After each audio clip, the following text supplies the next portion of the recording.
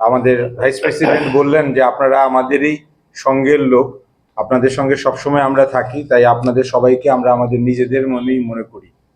উড়ান এই সংস্থাটি 2016 সালে প্রথম আত্মপ্রকাশ করে এবং বিভিন্ন সময়ে বিভিন্ন ধরনের বন্যা ত্রাণ থেকে শুরু করে অন্যান্য সামাজিক কাজকর্মে নিজেকে জড়িয়ে রেখেছিল। এবার প্রথমবারের মতো ত্রিপুরা লিটারেরি ফেস্টিভ্যাল আমরা করতে চলছি আগামী 21, 22 এবং 23 তারিখ।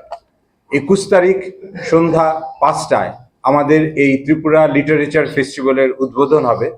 উদ্বোধনের জন্য আমাদের আমন্ত্রণ জানানো হয়েছে আমাদের রাজ্যের মাননীয় মুখ্যমন্ত্রী অধ্যাপক ডক্টর মানিক সাহা মহোদয়কে। এই অনুষ্ঠানে উপস্থিত থাকবেন আমাদের রাজ্যের মাননীয় মন্ত্রী শ্রী সুশান্ত চৌধুরী মহোদয়। এছাড়া থাকবেন আমাদের রাজ্যের বিশিষ্ট শিক্ষাবিদ, প্রাক্তন উপাচার্য, পদ্মশ্রীপ্রাপ্ত অধ্যাপক ডক্টর অরুণোদয় সাহা মহোদয়। থাকবেন আমাদের বহির্রাজ্য থেকে আগত বুকার পুরস্কার বিজয়ী শ্রী গীতাঞ্জলি শ্রী।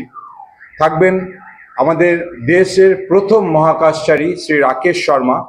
থাকবেন পদ্মশ্রী প্রাপ্ত ঢাক বাজিয়ে যিনি পদ্মশ্রী পেয়েছেন শ্রী গোকুল চন্দ্র দাস।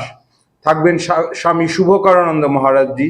থাকবেন আমাদের টেকনো যে বিশ্ববিদ্যালয় তার ভাইস চ্যান্সেলর এবং আরো অন্যান্য অতিথিরা। আমাদের উদ্বোধনী অনুষ্ঠান বিকাল 5টায় শুরু হবে।